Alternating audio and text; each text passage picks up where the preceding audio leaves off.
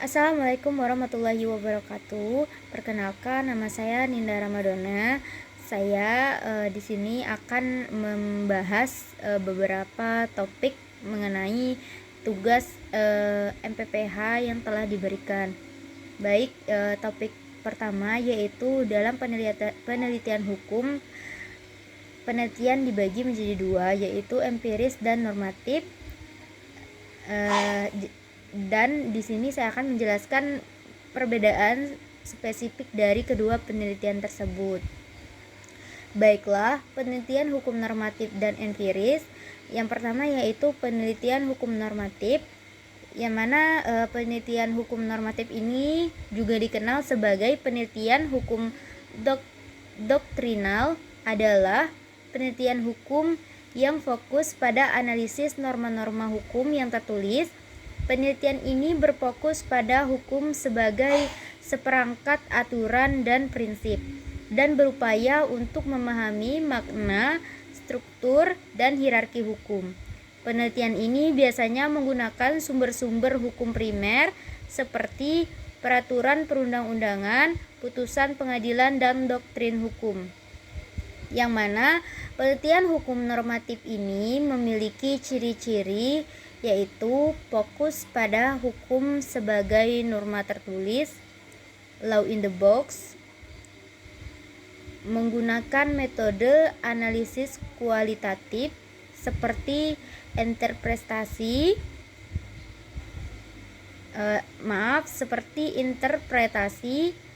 analisis isi, dan penalaran hukum, yang mana tujuannya untuk menemukan dan menjelaskan makna hukum yang benar. Contoh dari penelitian hukum normatif yaitu analisis terhadap undang-undang tentang perkawinan untuk memahami hak dan kewajiban suami istri. Penelitian terhadap putusan Mahkamah Konstitusi untuk memahami penafsiran terhadap suatu pasal pada Undang-Undang Dasar 1945. Dan yang kedua yaitu penelitian hukum empiris, yang mana penelitian hukum empiris merupakan penelitian hukum yang berfokus pada analisis hukum dalam konteks sosial, yang dimana penelitian hukum empiris juga dikenal sebagai penelitian hukum sosiologis.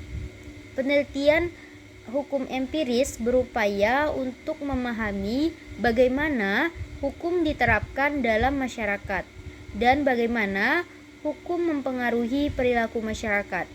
Penelitian ini biasanya menggunakan data empiris yang diperoleh melalui observasi, wawancara, ataupun survei ke lapangan. Penelitian hukum empiris memiliki ciri-ciri yaitu fokus pada hukum dan praktiknya, law in action. Yang kedua, menggunakan metode analisis kuantitatif atau kualitatif, atau gabungan dari keduanya. Yang mana penelitian hukum empiris ini bertujuan untuk menjelaskan hubungan antara hukum dan masyarakat. Yang mana penelitian hukum empiris memiliki contoh, yaitu penelitian tentang efektivitas penegakan hukum lalu lintas di suatu daerah, penelitian tentang dampak kebijakan hukum terhadap tingkat kejahatan. Selanjutnya yaitu perbedaan antara penelitian hukum normatif dan empiris sangat mendasar, yaitu meliputi aspek metodologi, fokus, tujuan, dan dampak hasil penelitian.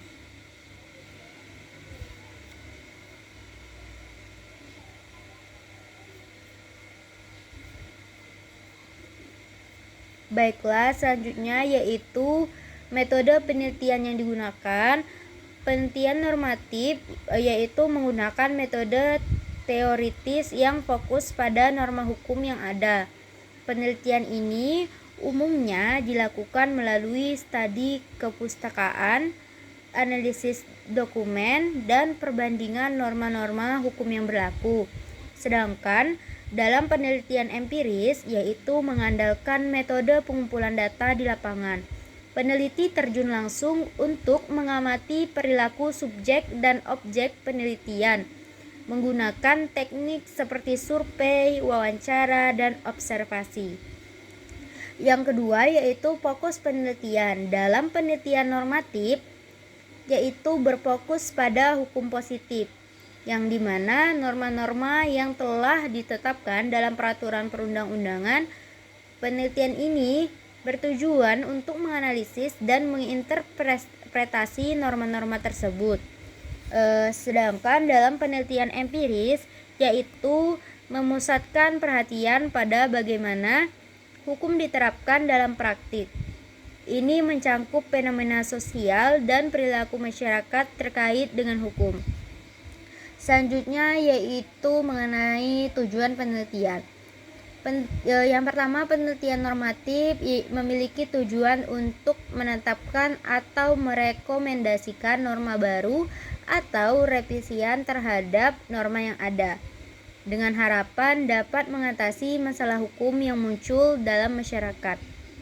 Penelitian empiris bertujuan untuk memahami fenomena sosial dan perilaku masyarakat terkait hukum. Hasilnya, metode penelitian empiris dapat memberikan wawasan baru yang dapat digunakan sebagai dasar untuk kebijakan pengembangan atau norma baru. Yang keempat yaitu norma hasil penelitian, yang dimana penelitian normatif memiliki hasil yang seringkali berupa rekomendasi tentang pembentukan atau perubahan norma hukum. Hal ini dapat berdampak langsung pada penetapan aturan baru untuk mengatasi isu-isu hukum. Sedangkan dalam metode penelitian empiris, hasilnya lebih fokus pada pemahaman fenomena sosial dan dapat menjadi dasar bagi penyusunan kebijakan baru. Hal ini tentunya membantu dalam menjelaskan bagaimana hukum bekerja dalam praktik dan faktor-faktor yang memengaruhi efektivitasnya. Yang mana secara keseluruhan penelitian normatif cenderung bersifat teoritis dan preskriptif, sedangkan penelitian empiris lebih bersifat deskriptif dan analisis, berfokus pada realitas sosial. Dalam penelitian hukum terdapat dua pendekatan utama, yaitu penelitian hukum normatif dan penelitian hukum empiris. Berikut adalah perbedaan spesifik dari kedua jenis penelitian tersebut.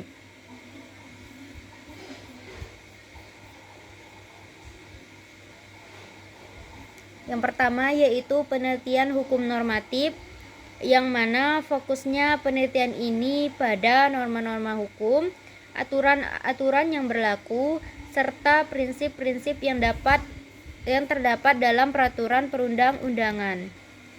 Menganalisis hukum sebagai sistem norma yang tertulis dalam peraturan perundang-undangan, jurisprudensi, dan doktrin hukum. Untuk sumber datanya, yang utamanya menggunakan data sekunder seperti peraturan perundang-undangan, putusan pengadilan atau jurisprudens, buku-buku hukum, jurnal hukum, dan dokumen-dokumen hukum lainnya. Untuk metode analisisnya menggunakan metode analisis kualitatif seperti interpretasi, analisis isi, dan penalaran logis, yang bertujuan untuk menemukan makna, konsistensi, dan kejelasan dari norma-norma hukum, yang bertujuan untuk memahami dan menjelaskan hukum dalam bentuk idealnya, yaitu sebagaimana yang seharusnya, dasolen, untuk memberikan rekomendasi perbaikan terhadap peraturan perundang-undangan atau praktik hukum yang ada. Selanjutnya, penelitian hukum empiris yang berfokus pada bagaimana hukum diterapkan dalam masyarakat dan dampak dari penerapan hukum tersebut. Menganalisis hukum sebagai gejala sosial yang terjadi dalam kehidupan masyarakat. Dasen. Sumber datanya menggunakan data primer seperti hasil observasi, wawancara, survei, dan studi kasus. Dapat juga menggunakan data sekunder seperti statistik, laporan penelitian sosial, dan dokumen-dokumen yang terkait. Untuk metode penelitiannya menggunakan metode analisis kuantitatif atau statistik, atau kualitatif atau deskriptif. Tergantung pada jenis data yang dikumpulkan, yang mana bertujuan untuk menemukan pola, hubungan, dan kecenderungan dalam praktik hukum, yang bertujuan untuk memahami dan menjelaskan hukum dalam kenyataannya, yaitu sebagaimana yang terjadi dalam masyarakat, untuk mengevaluasi efektivitas hukum dan dampaknya terhadap masyarakat.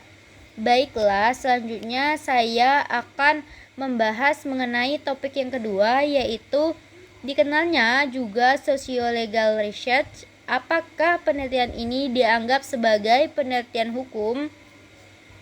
Baiklah, di sini saya akan mencoba untuk menjelaskan mengenai topik kedua, yang mana penelitian sosial hukum adalah pendekatan interdisipliner dalam penelitian hukum yang memadukan aspek normatif dan empiris untuk memahami hubungan antara hukum dan masyarakat. Penelitian ini tidak hanya berfokus pada norma hukum tertulis, tetapi juga pada konteks sosial di mana hukum diterapkan dan dipengaruhi. Karakteristik penelitian sosial hukum pendekatan interdisipliner menggabungkan metode dari ilmu sosial seperti sosiologi, antropologi, ekonomi, dan politik untuk menganalisis fenomena hukum. Analisis kontekstual meneliti bagaimana hukum mempengaruhi masyarakat dan sebaliknya. Bagaimana faktor sosial mempengaruhi pembentukan dan implementasi hukum. Untuk metode kombinasi, penelitian doktrinal atau normatif yang mana menganalisis prinsip-prinsip hukum dan penerapannya. Penelitian empiris menggunakan data sosial untuk memahami fenomena hukum dalam praktik. Manfaat penelitian sosial hukum: membantu memahami hubungan antara hukum dan perubahan sosial, memberikan wawasan untuk reformasi hukum berdasarkan kebutuhan masyarakat, mengidentifikasi akar masalah hukum dalam konteks sosial, seperti penyebab kriminalitas atau perilaku menyimpang. Relevansi dalam studi hukum.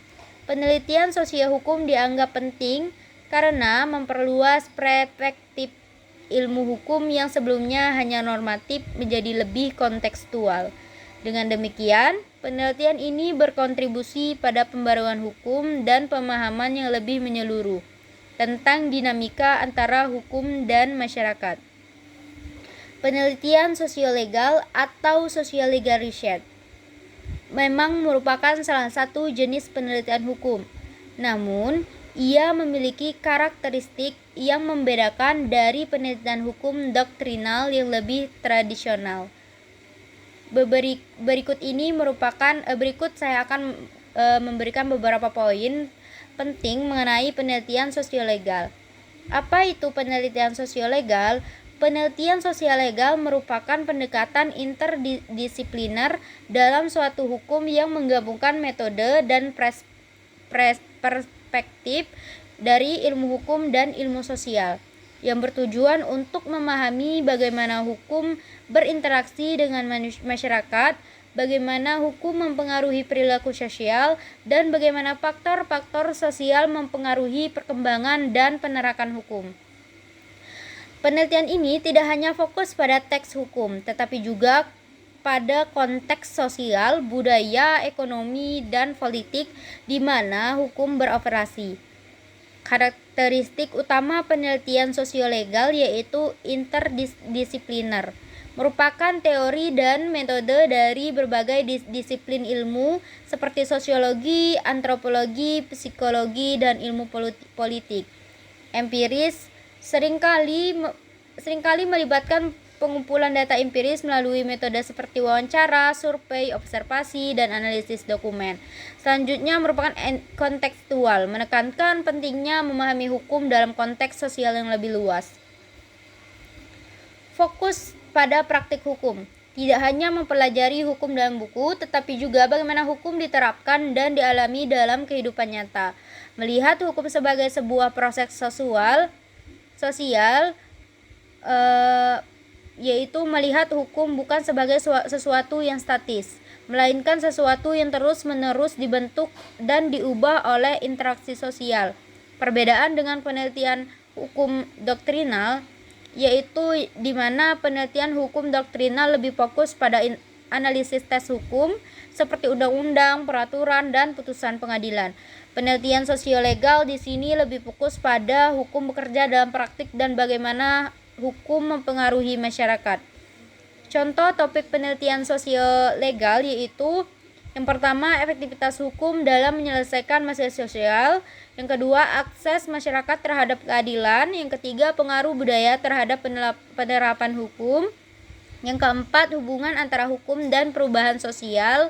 Yang kelima, bagaimana persepsi masyarakat terhadap hukum yang berlaku. Kesimpulannya, penelitian sosiolegal memberikan pemahaman yang lebih kaya dan komprehensif tentang hukum dengan mempertimbangkan dimensi sosialnya. Pendekatan ini sangat penting untuk mengembangkan kebijakan hukum yang efektif dan adil. Baiklah, cukup sekian penjelasan dari saya. Apabila ada salah kata, saya mohon maaf. Saya akhiri. Wassalamualaikum warahmatullahi wabarakatuh.